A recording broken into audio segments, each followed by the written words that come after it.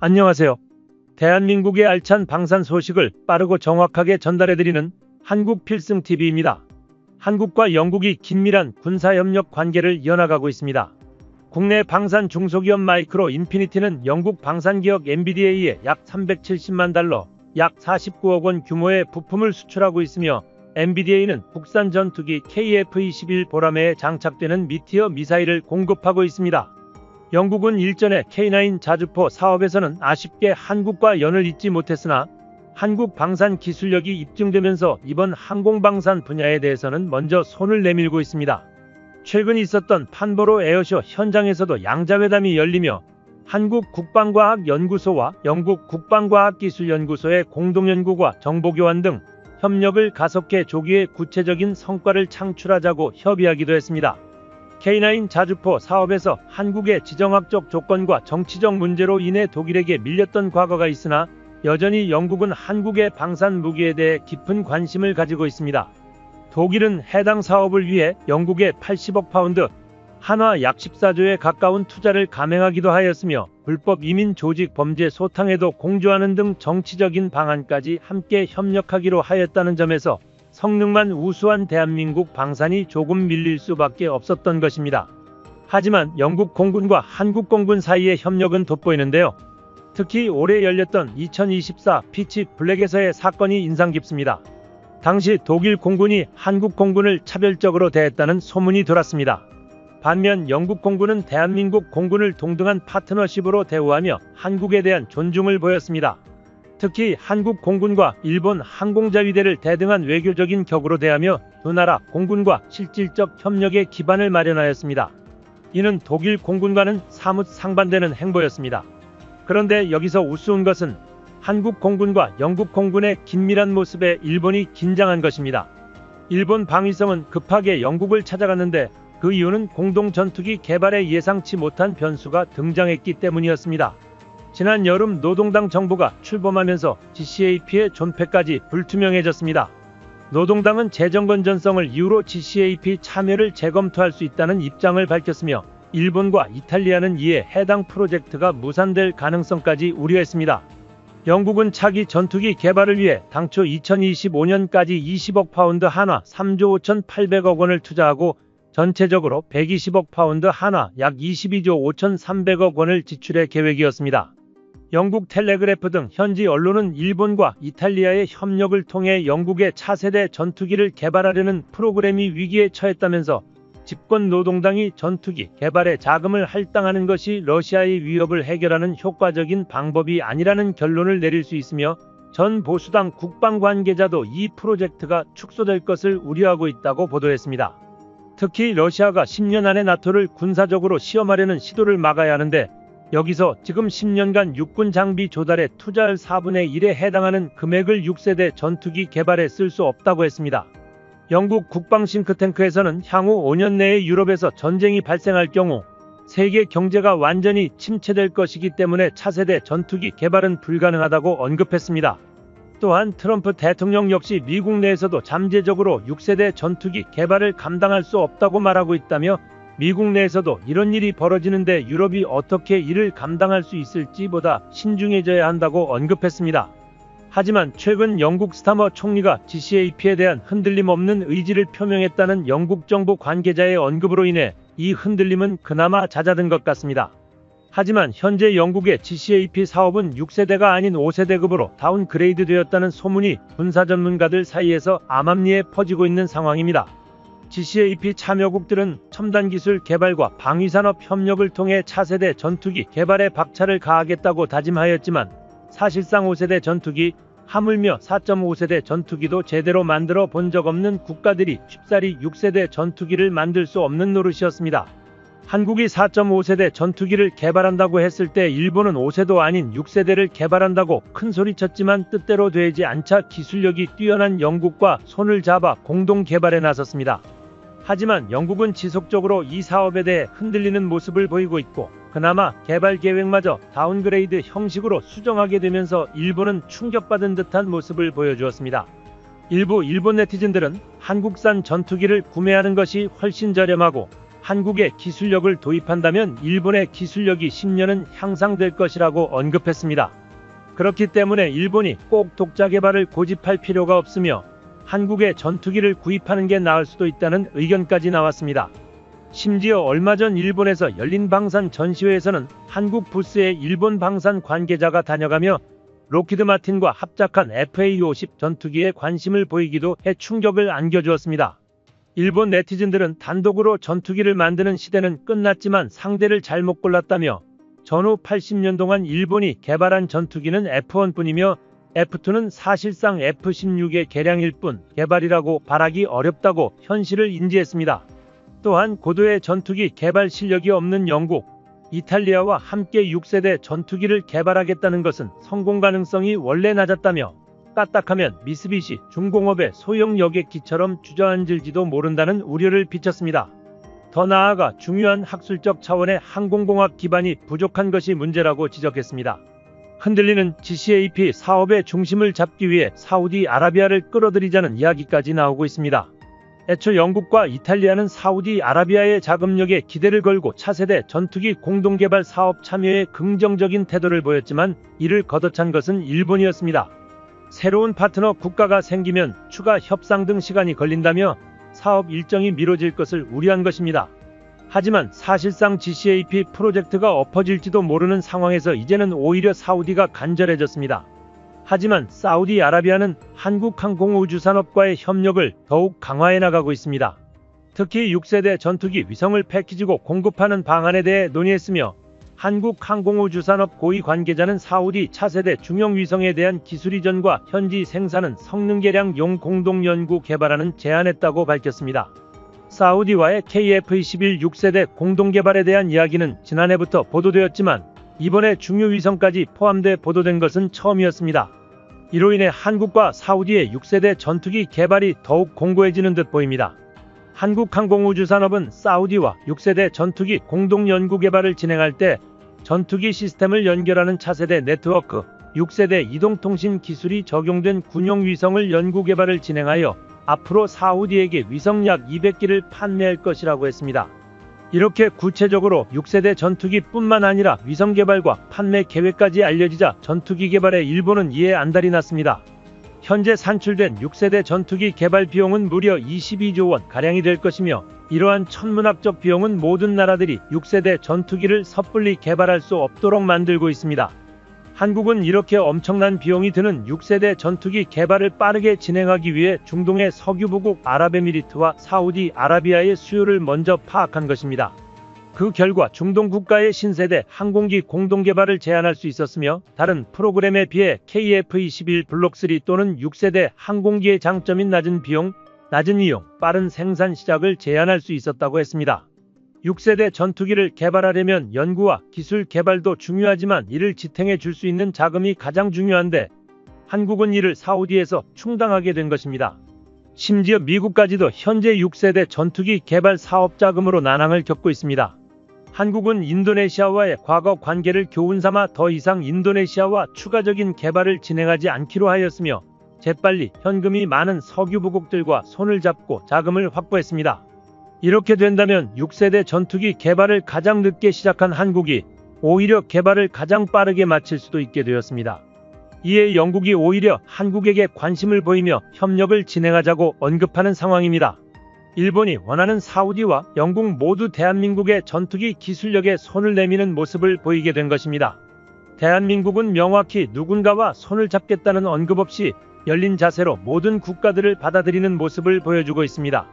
한국산 KF-21 전투기 양산형의 실체가 드러나자 6세대를 꿈꾸는 사우디와 영국이 아닌 일반 구매를 원하는 국가들도 한국과 협의를 진행하기 시작했습니다. 폴란드, 루마니아 등의 동유럽 국가들은 물론이고 GCAP 프로젝트와 비슷하게 FCAS 프로젝트를 진행하는 국가들마저 한국 항공방산에 관심을 보이는 실정입니다. 특히 스페인이 적극적인 모습을 보이고 있는데요. 스페인은 프랑스와 독일이 6세대 스텔스 전투기 개발을 목표로 제작하기 시작한 유럽의 차세대 항공우세 시스템 개발 프로젝트인 FCAS 개발에 참여하기로 한 국가입니다.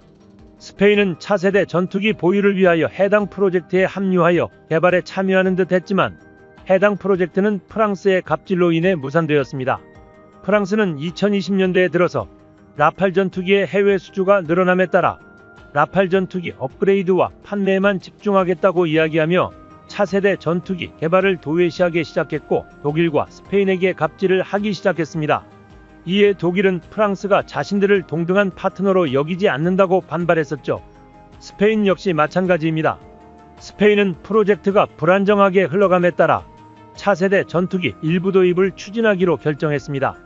이에 대해 고민 중이던 스페인 정부는 폴란드에 납품되는 한국의 FA-50 전투기와 KF-21 전투기의 적극적인 폴란드의 행보를 보고는 한국의 KF-21 전투기도 후보망에 올리게 된 것입니다. 구형 전투기를 대체하기 위해서라도 빠른 시간 내에 납기가 필요했던 스페인은 한국에 미친 듯한 납기 속도와 탄탄한 전투기 성능에 반했습니다. 스페인이 한국 KF-21 전투기를 고려하고 있다는 발언은 진심이었던 것인지 스페인 공군과 조종사 및 관계자들은 KF-21 전투기 시험 비행 절차를 보기 위해 한국으로 파견되었습니다. 대한민국 KF-21 전투기는 얼마 전 진행한 실전 무장 발사 비행에 이어 새로운 성능 시험 비행을 준비 중입니다.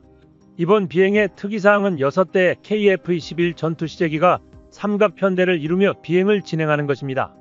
이는 편대 비행을 하며 조종석에 위치한 KPS 장치를 통해 전투기를 일정 간격 유지시키며 비행에 성공해야 한다는 특징을 지닙니다. 일정 거리로 편대 비행한다는 것은 조종석의 연계 장치가 정밀한 성능을 다한다는 것을 보여주기 때문에 이 편대 비행은 큰 의미를 가지게 됩니다. 해당 비행을 살펴본 스페인 공군 관계자들은 빠른 시일 내에 KF-21 전투기 비행 시험을 참관하고 싶다는 의사를 밝혀왔습니다. 현재 KF-21 전투기의 시험 비행 횟수는 모두 채워지지 않은 상황이기 때문에 기존 일정을 빠르게 진행하면서 해외 조종사들의 참관을 고려하고 있다는 소식이 전해졌습니다.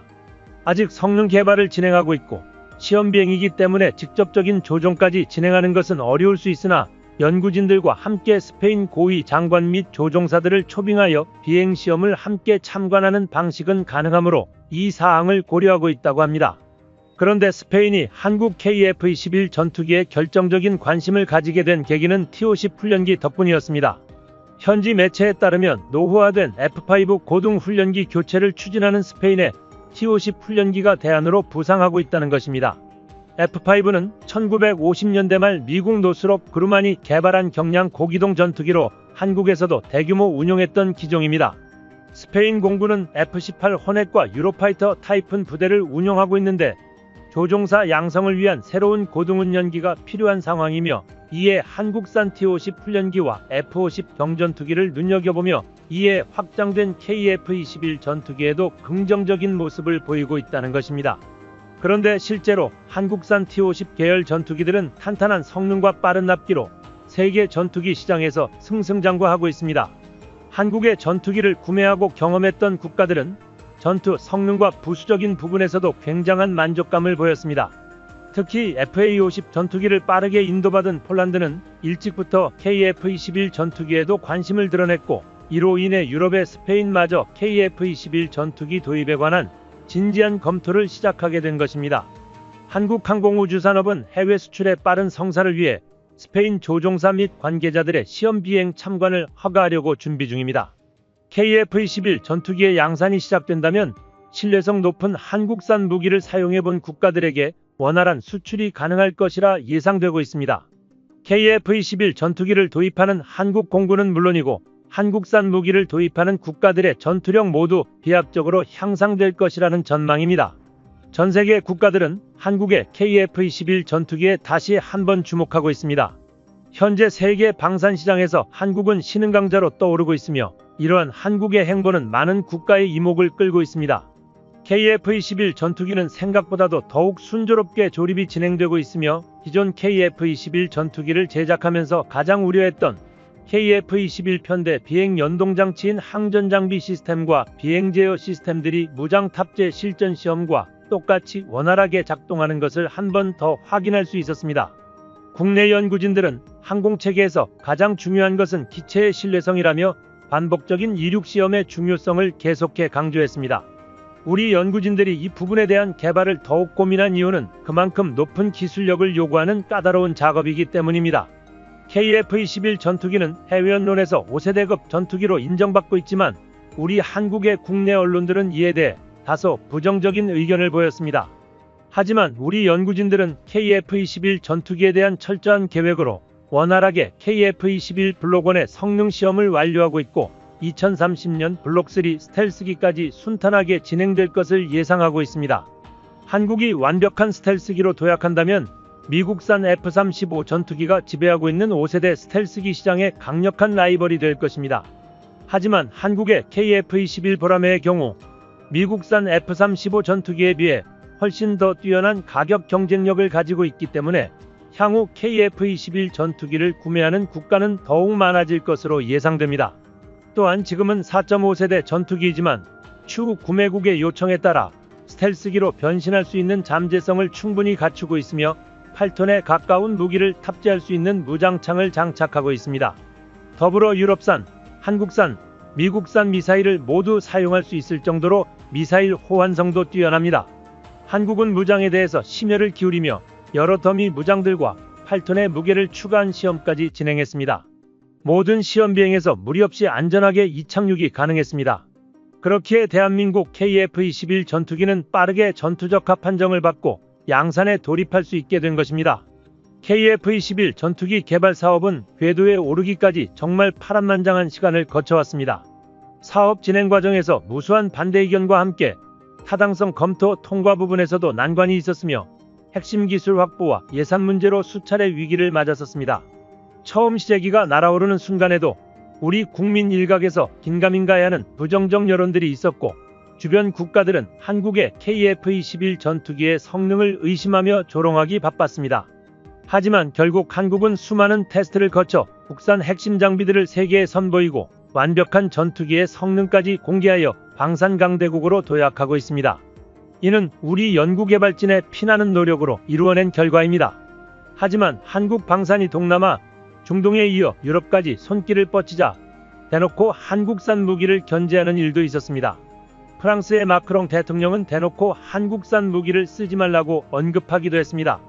한국산 무기가 폴란드를 필두로 유럽 시장 내 점유율을 높이자 독일과 프랑스 등 전통적인 무기 수출 강국들이 견제에 나선 것입니다.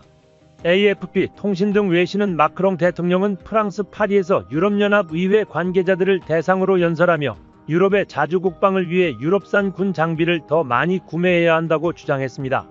특히 우크라이나 전쟁 발발 이후 유럽 국가들이 미국산 무기와 한국산 무기를 구매하는 것으로 대응해왔지만 유럽 방위 산업을 발전시킬 책임을 다하지 않는다면 우리의 주권과 자율성을 구축할 수 없다며 한국산 무기에 관심을 가진 국가들에게 일침을 가하기도 했습니다. 이러한 흐름은 유럽 각국에 파견된 한국 대사들 역시 느꼈는데요. 한국 대사들은 이유를 중심으로 한국 방위 산업이 빠르게 자국 시장에 진출하는 것에 대해 우려는 나타내고 있다며 CNN 등 외신을 통해 한국 무기의 우수성이 널리 퍼졌지만 프랑스, 독일 등은 자국 무기를 수출해야 하는 입장에서 이러한 한국 무기 선전을 불편하게 느끼고 있다고 전했습니다. 이러한 분위기가 영국의 자주포 사업, 노르웨이의 전차 사업 등에 영향을 미친 것은 분명해 보입니다. 전문가들은 한국 방산 수출이 늘어날수록 유럽의 견제가 더욱 심해질 것이라 전망하고 있습니다. 최근 몇 년간 한국 무기는 가격 대비 우수한 성능, 빠른 배송, 현지에 맞춘 다양한 옵션 등으로 세계 무기 시장의 강자로 떠올랐는데요. 심지어 지난해 스톡홀름 국제평화문제연구소의 발표에 따르면 한국이 세계 무기 수출 시장 10위를 차지했습니다. 그런데 대한민국 정부는 이에 만족하지 않고 독일, 프랑스, 이탈리아 등 주요 유럽국을 제치고 글로벌 방산 수출 세계 4강의 목표를 내세우고 있습니다. 현재 한국의 최대 경쟁자는 독일입니다.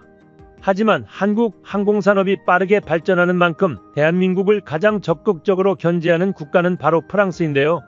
독일 업체들은 유럽 각국 고위직에 적극적으로 로비를 하는 한편 프랑스는 공식 석상에서도 한국산 무기에 대한 불편함을 감추지 않았습니다.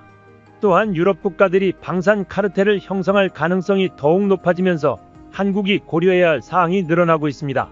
하지만 유럽의 이러한 견제는 오히려 한국산 무기가 그만큼 뛰어나다는 것을 방증하는 듯합니다.